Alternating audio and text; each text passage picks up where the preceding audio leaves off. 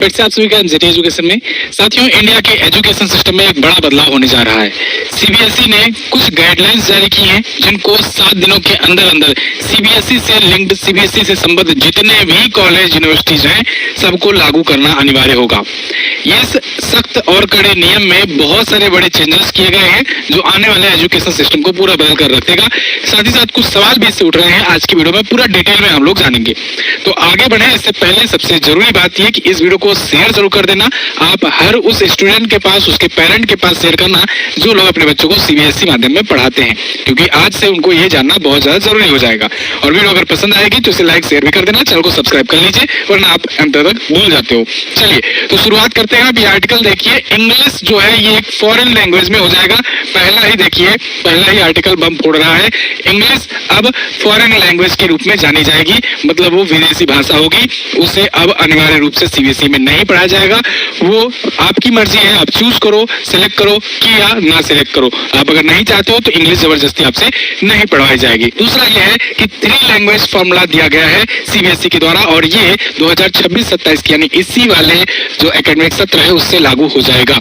ये क्लास 6 से लागू हो रहा है और इसके अलावा 9th और 10th में 2 लेवल्स डिसाइड किए जाएंगे मैथ और साइंस के। ये भी मैं आपको डिटेल में एक्सप्लेन करूंगा कि अब मैथ और साइंस 2 तरीके से पढ़ना होगा। कुछ को बेसिक पढ़ना होगा, कुछ को और एडवांस लेवल का पढ़ना होगा। तो मैथ और साइंस की भी टेंशन आपकी खत्म होने वाली है। चलिए एक एक करके सब कुछ जानते हैं, लेकिन एक फिर से रिक्वेस्ट आपसे कि चैनल को सब्सक्राइब जरूर कर लीजिए, क्योंकि आप लोग सब्सक्राइब करना भूल जाते हो। नीचे सब्सक्राइब का बटन बना हुआ है, उसको प्रेस कीजिए। कोई चार्जेस नहीं देना है, आपका सब्सक्राइब हो जाएगा। तो देखिए, अभी सीबीएसई ने नई गाइडलाइंस जारी की हुई है।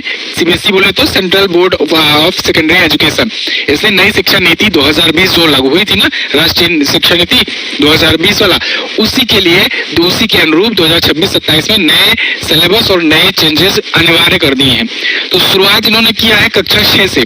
कक्षा 6 से ही 3 लैंग्वेज की पॉलिसी इन्होंने शुरू कर दी है। यानी कक्षा 6 से जो विद्यार्थी होंगे उनको 3 लैंग्वेज लेकर के चलना होगा, 3 भाषाएं पढ़नी होगी। यहाँ पर जब मैं 3 भाषा कहता हूँ तो इसका मतलब ये मत समझना कि बस 3 ही सब्जेक्ट पढ़ना होगा या 3 ही चीज पढ़ना होगा, 3 ही किताबें। नहीं, जो किताबें आप पढ़ते थे बेसिक वो तो है ही, उनमें से 2 भाषाएं होती थी, भाषा की किताब होती थी, लैंग्वेज की, जो लैंग्वेज आपको सीखना होता था। चाहे हिंदी सीखते थे, चाहे इंग्लिश सीखते थे या कुछ और सीखते थे।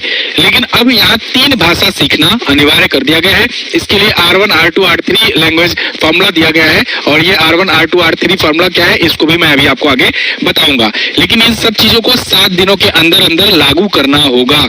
ये सख्त गाइडलाइन दी गई है कि सीबीएसई से संबद्ध जितने भी कॉलेज हैं, स्कूल हैं या यूनिवर्सिटीज है, सब जो है ये इसको लागू कर। यूनिवर्सिटी तो नहीं, खैर ये सेकेंडरी एजुकेशन तक होता है। तो लेकिन उन सबको, कॉलेजेस को, स्कूल को ये लागू करना होगा और सभी संबद्ध स्कूलों को ओएसिस पोर्टल पर, OASIS पोर्टल पर जाकर भाषा का चयन करके उससे अपडेट करना होगा। 3rd लैंग्वेज चुननी होगी सभी स्टूडेंट के लिए। ये 3rd लैंग्वेज R3 भाषा होगी, ठीक है ना। R1, R2, R3 फॉर्मूला अभी मैं आगे आपको समझाऊंगा। तो सीबीएसई ने यह भी कहा है कि चाहे स्कूलों के पास R3 की भाषा की किताब हो या ना हो, टीचर हो या ना हो, तुरंत इसको लागू कर दो। 7 दिन के अंदर अंदर पढ़ाई स्टार्ट कर दो। कहीं से भी इंतजाम करो R3 भाषा की, लेकिन R3 भाषा पढ़ाना स्टार्ट कर दो।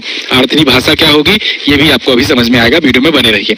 तो देखिए, अब ये 3 लैंग्वेज फॉर्मूला है क्या, इसको समझते हैं। देखिए, होता क्या था कि कक्षा 6 से केवल हिंदी और अंग्रेजी ही विषय पढ़ते थे। अमूमन स्टूडेंट हिंदी में हिंदी पढ़ते थे और इंग्लिश सब्जेक्ट पढ़ा ही जाता था।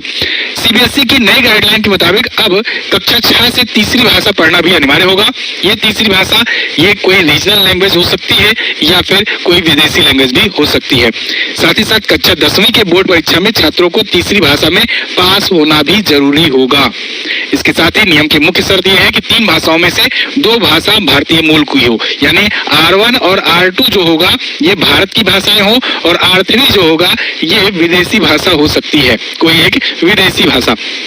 अब आप कहोगे विदेशी भाषा में क्या फ्रेंच सीखने जाएंगे, जर्मन सीखने जाएंगे? बिल्कुल सीख सकते हैं, लेकिन तीसरी विदेशी भाषा में इंग्लिश को डाल दिया गया है। मतलब आपको तीसरी विदेशी भाषा चुनना होगा तो आप चाहे इंग्लिश चुनो या फिर फ्रेंच चुनो, जर्मन चुनो, ये आपके ऊपर है। लेकिन अमूमन देखोगे मैक्सिमम लोग R3 में इंग्लिश ही चुनेंगे, है ना, जनरली। बात आती है R1 और R2 की। जब R3 में इंग्लिश को चुन लिए और R1 में मान लो हिंदी को चुन लिए तो R2 क्या चुनेंगे? R2 आपकी रीजनल लैंग्वेज होगी। आप गुजराती हो तो गुजराती पढ़ना होगा, तमिल हो तमिल पढ़ो, केरल के हो मलयालम पढ़ो, महाराष्ट्र के हो मराठी पढ़ सकते हो, या फिर उत्तर प्रदेश के हो तो हो सकता है कुछ और संस्कृत वगैरह पढ़ सकते हो, है ना। तो इस हिसाब से R2 भी होगा, रीजनल टाइप का एक लैंग्वेज होगा। अब यहीं पर विवाद खड़ा होगा। अभी इस विवाद को मैं आगे अंत में बताऊंगा कि R2 को लेकर के क्यों लोग साउथ में विरोध कर रहे हैं।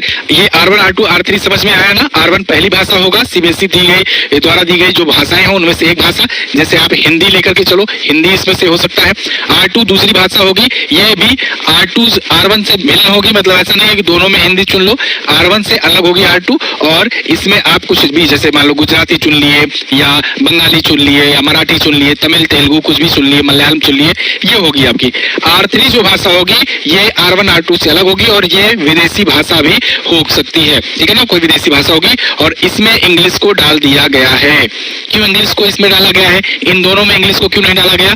इसके पीछे का तर्क आप ये समझ सकते हो कि भारत की जो संविधान है उसमें 8वीं अनुसूची में, आपने पढ़ा भी होगा, 8वीं अनुसूची में 22 भाषाओं का उल्लेख है, और उस 22 भाषाओं में आप देखोगे तो इंग्लिश का जिक्र नहीं है। उन 22 भाषाओं में कश्मीरी, सिंधी, पंजाबी, हिंदी, उर्दू, बंगाली, असमी, मलयालम, गुजराती, मराठी, कन्नड़, तेलुगु, तमिल, उड़िया, संस्कृत, नेपाली, मणिपुरी, कोंकणी, बोडो, डोंगरी, मैथिली और संथाली है ना। ये अनुच्छेद 343 से 351 में भारतीय भाषाओं का उल्लेख है भारतीय संविधान में। भारतीय संविधान के भाग 17 और 8वीं अनुसूची में आप देखोगे तो ये है। पहले शुरुआत में जब संविधान बना 14 भाषाएं थी, उसके बाद धीरे धीरे इसमें ऐड होती गई और लास्ट में अभी वर्तमान में 22 भाषाएं हैं जिसमें इंग्लिश नहीं है, ठीक है ना। ये बात याद रखना, जब साहित्य अकादमी अवार्ड वगैरह दिया जाता है तो उसमें इंग्लिश और राजस्थानी भी ऐड करके 24 भाषाओं के लिए दिया जाता है। खैर, तो यहाँ अब जब इंग्लिश नहीं है तो इंग्लिश को विदेशी भाषा माना गया है, क्योंकि इसलिए इंग्लिश नहीं है। अब इसी चीज को लेकर के R1 R2 R3 मामले को लेकर के साउथ में विरोध हो रहा है। क्यों विरोध हो रहा है? क्योंकि साउथ वालों का कहना यह है कि अब तक तो है भाई, हम एक रीजनल पढ़ते थे और एक इंग्लिश पढ़ लिया करते थे, लेकिन अब जब 3 लैंग्वेज पॉलिसी ला दिए हो तो इसका मतलब हमें एक और लैंग्वेज पढ़ना होगा, और वो एक और लैंग्वेज सीबीएसई के अनुरूप होगा, क्योंकि इंग्लिश को तो आप डाल दिए विदेशी भाषा में, तीसरे में R3 में, तो R1 और R2 तो लेना होगा। अब ऐसे में हम अगर R1 या R2 में से एक तो हम अपना रीजनल चुन लिए तो दूसरा आपको हिंदी चुनना होगा। तो यानी कि साउथ वालों का कहना यह है कि हिंदी हम पर थोपी जा रही है, जबरदस्ती का हिंदी हमको पढ़ना पड़ रहा है। जबकि साउथ में अगर आप चले जाओगे कि केरल में चले जाओ, तमिलनाडु में चले जाओ, तो वहाँ हिंदी ना के बराबर लोग जानने वाले हैं। तमिलनाडु में थोड़ा बहुत जानते भी होंगे, केरल में तो ना के बराबर हिंदी जानते हैं, तो उनको भी अब हिंदी पढ़ना पड़ेगा। इस बात को लेकर के सियासत गर्म हो गई है भाई साउथ में। और आपने देखा भी होगा M.K. स्टालिन वगैरह ने काफी बार विरोध भी किया था। इस पर मैं पहले भी वीडियो दे चुका हूँ, जब ये न्यू एजुकेशन पॉलिसी लागू करने की बात चल रही थी वहां पर, तभी उन्होंने अपना स्टेट लेवल का एजुकेशन पॉलिसी लॉन्च कर दिया था।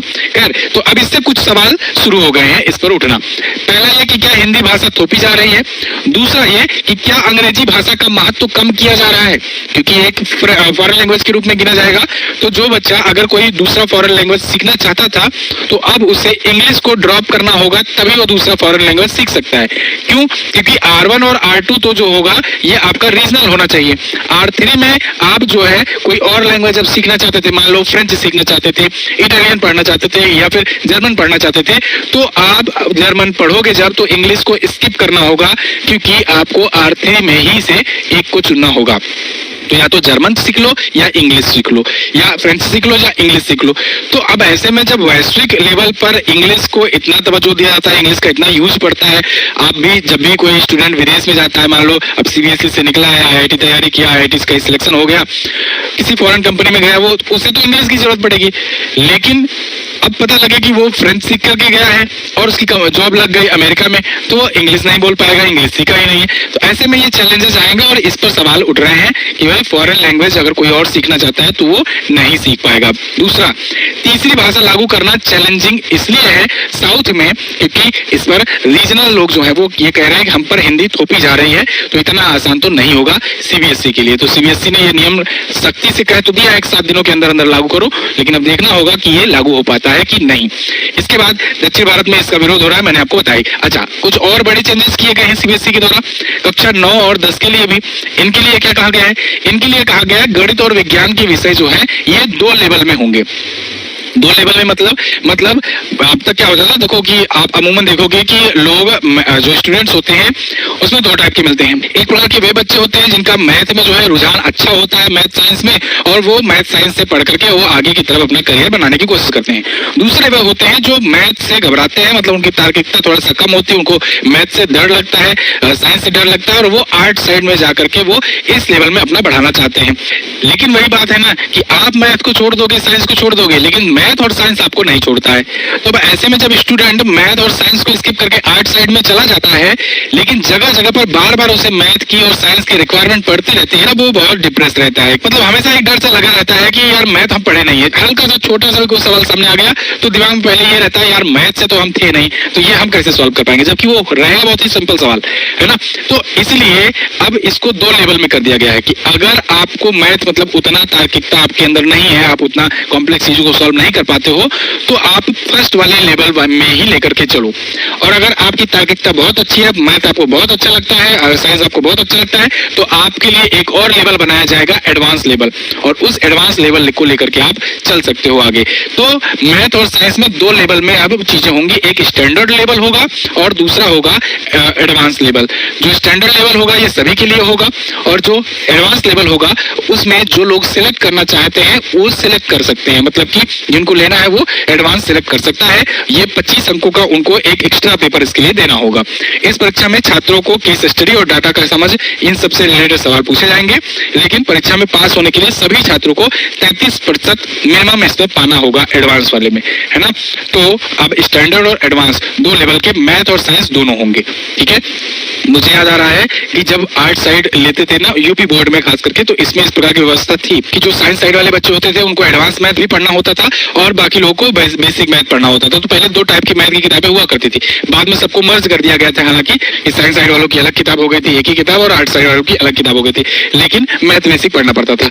अब यही मैथ साइंस दोनों में कर दिया गया है और इसको इस लेवल का बनाया गया है, ठीक है। इसके अलावा सीबीएसई ने यह भी कहा है कि फ्यूचरिस्टिक एजुकेशन सिस्टम को देखते हुए, फ्यूचरिस्टिक नीड को देखते हुए अब एआई यानी आर्टिफिशियल इंटेलिजेंस भी कक्षा 9वीं और 10वीं में पढ़ाए जाएंगे। साथ ही साथ कंप्यूटेशनल थिंकिंग सीटी नाम से एक नया विषय जोड़ा जाएगा। तो एआई और सीटी दो नए विषय, दो नए सब्जेक्ट जोड़े जाएंगे। साल 2029 से 10वीं बोर्ड के लिए एक अलग से पेपर भी आयोजित कराया जाएगा। साथ ही साथ इसकी शुरुआत मॉड्यूल और इंटरनल असेसमेंट के रूप में भी की जाएगी। तो अब एआई और सीटी भी पढ़ाया जाएगा, ठीक है। तो ये कुछ बड़े बदलाव थे, बड़े चेंजेस थे सीबीएसई के द्वारा जो नए नियम लाए गए हैं, और ये कह दिया है, सख्त निर्देश दिया गया है कि जितने भी सीबीएसई से संबद्ध स्कूल हैं, कॉलेजेस हैं, इन सबको 7 दिनों के भीतर इसे लागू करना ही होगा। आप इस चीज को लेकर के क्या सोचते हैं? क्या ये लागू करना आसान होगा? क्या ये नियम अच्छा है या बुरा है? क्या कमियां हैं इसमें? क्या सुधार की जरूरत है? आप बेफिक्र होकर के कमेंट में बताएं। अपना